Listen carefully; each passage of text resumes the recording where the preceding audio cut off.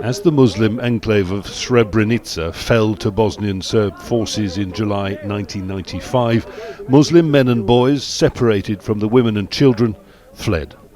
The Serbs were under orders to kill, and they did so, indiscriminately slaughtering more than 8,000 people.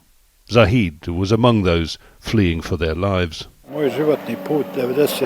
My escape through the forest took 11 days, during which I lost consciousness and was left behind.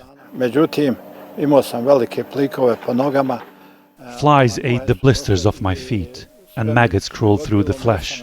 I tried, but I couldn't move anymore. I put socks on my knees, and I crawled for 3 days in the woods. In all, Zahid lost 28 relatives in the Srebrenica genocide. A moment of redemption came years later when he discovered the remains of a cousin.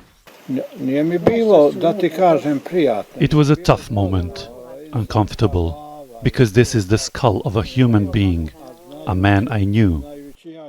Zahid tells us that as Republika Srpska forces entered this valley over their hills, terrorizing as they came, civilians fled towards what they perceived would be the safety of UN forces positioned near Srebrenica. But two brothers, his second cousins as it turned out, elderly and infirm, were unable to save themselves. Last seen by a neighbor, he said, huddled here, crying and begging to be saved.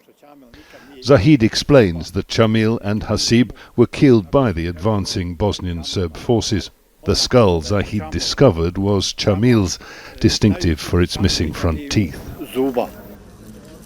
Chamil's remains have joined those of 13 other newly identified victims to be laid to rest finally in the memorial cemetery in nearby Potocari.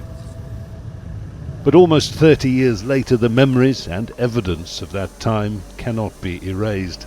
Serb nationalist symbols daubed onto the ruins of the brothers' house.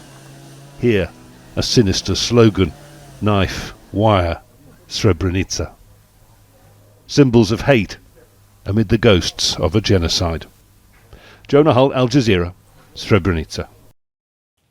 Make sure to subscribe to our channel to get the latest news from Al Jazeera.